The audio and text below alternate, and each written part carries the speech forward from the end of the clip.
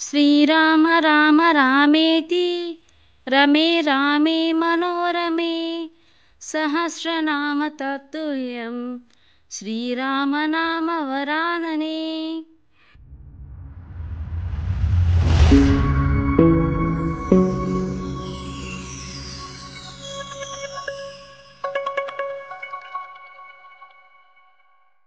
Hi friends, welcome back to it's my flavour. ఈరోజు మన ఛానల్లో మేము చేసుకున్న శ్రీరాముని పూజా విధానం చూపిస్తాను.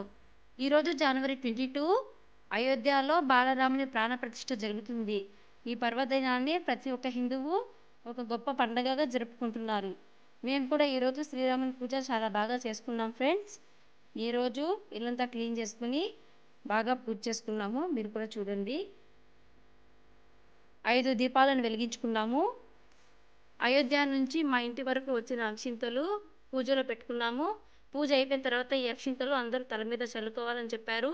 అయితే చాలా పవిత్రమైన ఈ అక్షింతలని ఎవరు తొక్కకూడదు ఫ్రెండ్స్. కాబట్టి రెండు గింజలు మాత్రమే తల మీద వేసుకొని మిగతావి భద్రపరచుకోండి.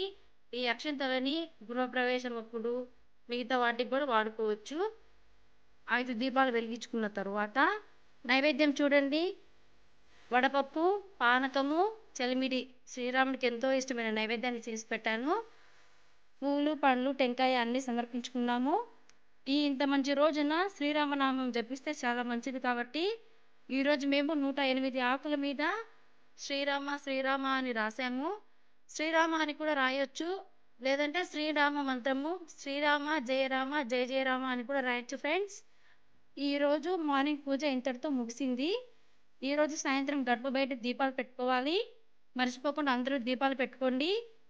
ఆ శ్రీరాముని ఆశీస్సులు అందరికీ ఉండాలని మనస్ఫూర్తిగా కోరుకుంటున్నాను. బాయ్.